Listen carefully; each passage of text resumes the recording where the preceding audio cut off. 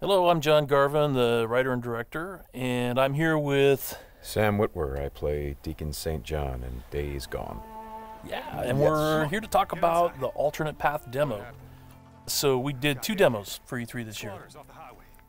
One you guys saw at the media showcase, and this one we showed behind closed doors on the floor at E3. And so for the first time, we're releasing it online so that everybody can kind of take a look at it. And I thought I'd just talk a little bit about, what the differences are, and just kind of just show you what we were trying to accomplish this year. Yeah, I mean, the most obvious difference so far is the last one was nighttime during the rain, and this is daytime during the snow.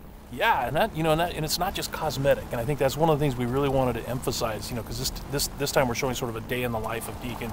You see he's on the drifter bike here. We wanted to show a little more of the bike riding and how the weather can kind of impact that. So we have this drifting mechanic, right? You see him kind of slipping and sliding around a little bit. Changes the handling of the bike. That's really interesting. Now, there were wolves there last time, John, and these wolves would pursue you down this road, and then Deacon had to turn his back, shoot a wolf, and he got clotheslined right up there, didn't he? Yeah, exactly. So this time you see that he wasn't being chased by the wolves. That's a dynamic event that can that can happen or not. It just depends on when you're playing the game. Interesting. And this time Deacon saw the ambush and he was able to avoid it. So he kind of comes up and around and behind them. So does weather impacts whether these creatures show up or not in daytime and nighttime, all that stuff? Yeah, absolutely. So especially the freakers, they come out, they're mostly nocturnal, but they will come out as the weather gets colder. They become stronger in the cold. Right. And so that will, again, kind of change up the way the game plays. That's very, very, I kind of love that you decided to do this as a demo to show 2 completely different iterations on the same exact mission in the game. Yes, exactly. So we wanted to have, the job is basically the same. Deacon hears that his buddy's in trouble, rides out to save his life. And, as you can see here, this is a completely different experience from what we showed in the first demo. In the first one, Deacon gets clotheslined, and it sounded very painful, by the way. Oh, speaking of painful, okay, so the combat in this game is fairly brutal. John, you want to talk about that a little bit? Well, we just wanted to make it as, as realistic as possible. So, yeah, we're not holding back on that at all. And Sam's done most of his own stunt work for this. And I can tell you that when we're on the performance stage and we're capturing that stuff, we just try to keep it real, right? Right. Well, right. There was sort of a decision made at some point. What I've been on the project for 2 or 3 years now. Yeah, I think 3 years. And so early on, I think there was a more, what were we? It was more Kurt Russell and sort of a two-fisted thing, and then it turned into, hey, let's take this quite seriously. And what that required is a lot more. Taking this combat stuff and showing the horror of the violence that happens and were this type of circumstance to take place. I mean, realism, weirdly enough, is the thing we keep going back to when it comes to not just the stunts, but also the performance style. I think, it was very important that it doesn't seem like a bunch of actors, saying lines. It was all very incidental.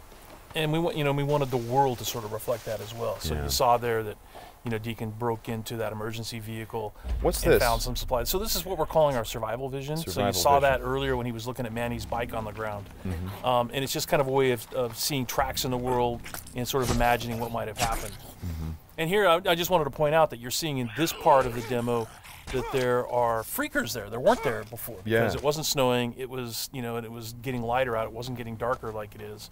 And so, it changes up the way you can play through the level. And what is this? We call this the meat wall. The meat wall. Yeah, and it's not just there, to make the guys who put them up to seem evil. They're there for a purpose because, again, freakers are living creatures. They eat. That's their primary thing. They want to eat. And so you hang these dead freakers up, and any freaker, rather than coming into their camp like you see here, they would actually stop and snack. Yeah, exactly. Yeah. And then the same thing with this freaker that they've hung upside down. There's a bear trap underneath it, and they use that because a freaker will come, be attracted to the meat, and then hit that trap.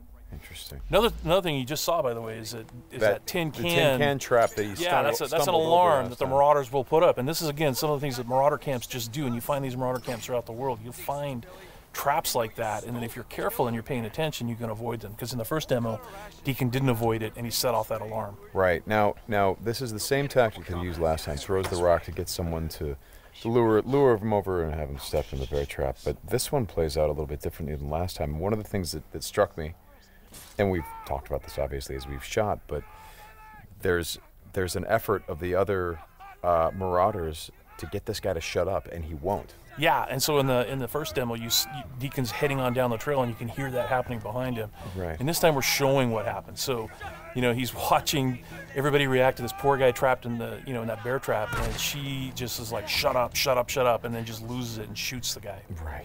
Right. And of course, in the meantime, Deacon is crafting a Molotov and just takes them all out. Right. Oh boy, that's good. Ow. Ow. So again, it's like in the previous demo, Deacon would have gone off to the trail down to the right. This time he's going to head this way. He follows the tracks, and comes under a sniper attack. Now let me ask you something about the survival. Okay, there's a sniper attack coming, but the survival vision is, if you don't say upgrade your survival vision, can you miss clues? I mean, are there things that you would get if you upgraded your survival vision that would help you complete the mission better? Exactly, and you have to, we have a whole skill tree, and it's all tied to the experience that you can earn as you're just playing through the game, and then you can upgrade those things. What's happening here? We got a freaker tied to a tree. Yeah, so this is another type of trap that Marauders will set. They will set, they will basically chain freakers to the perimeter of their camps, and they use them as kind of an alarm system. And then that, you saw that Marauder there. He was just tormenting the poor freaker, and then so Deacon kind of takes advantage of that. Well, and you think for a moment that Deacon is the guy, he's sort of helping the freaker by, getting the guy that taunted him. Like, no, and then he's going to take the freaker out right afterward. Exactly. And this is a bit of silent sniping using the crossbow.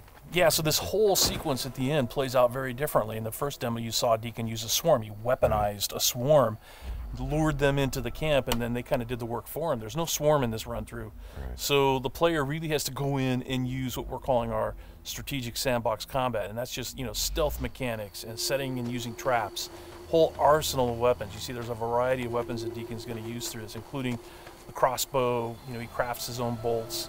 And he's got to figure out how to get up to Manny, just using his combat skills instead of doing it strategically. So straighten me out. Those bonfires, were those there in the previous demo? No, they weren't. Right. So that's another big difference. Is that if you come here during the day, it's like in the media showcase demo, there was like kind of a fight club thing going on. Right. They were punching each other, and everybody was just sort of getting into it. Nobody's really paying attention to what's going on. Yeah. And now it's getting dark and it's cold out. So they've built these bonfires. So. And again, it's not just a cosmetic change in the way the... Well, it's cold, right? Yeah, it's because it's cold. They have to build some... So it changes the way the Marauders behave in the level. Well, that's very... Again, this is part of the reason why I love that you did this as a demo, because the behavior of all of these things, not just the freakers, but the Marauders, everything, there's a logic to it. You can track why they're doing the things that they're doing. And you can use it to your advantage in the gameplay. That's kind of what I like about this so much. And that's really what we wanted to showcase this year, is that it's an open world game, and everything you see around here. And again, we're only playing this two different ways. You saw that waterfall way up there off in the distance. There's a bridge that goes in front of that. If you had a sniper rifle and enough ammunition, you could have driven your bike all the way up there. There's trails that go all the way up there, and you could have used your sniper rifle to take out this entire camp, because it would have taken them a while to figure out where the shots were coming from and to get to you. So, that's a different way to play it. There's another way to play it, by the way, where you could have just stealthed in through the entire camp if you had the skills to do it.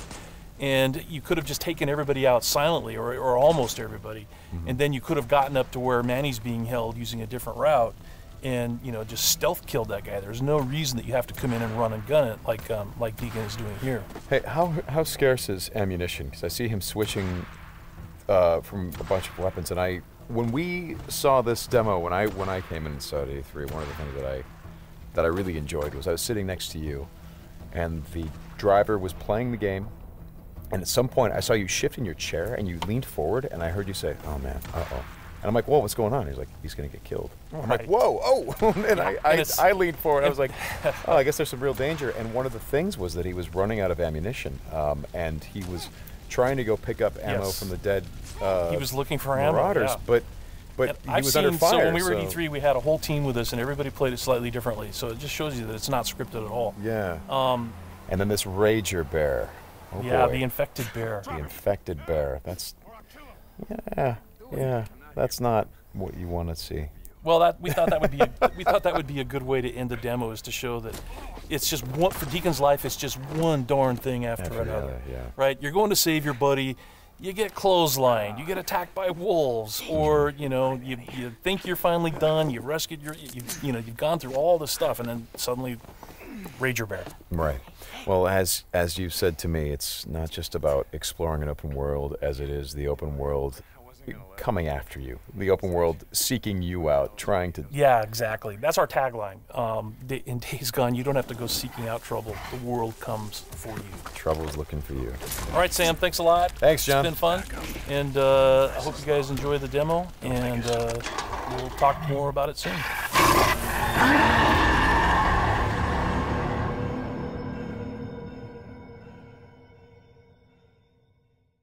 PS4 for the players.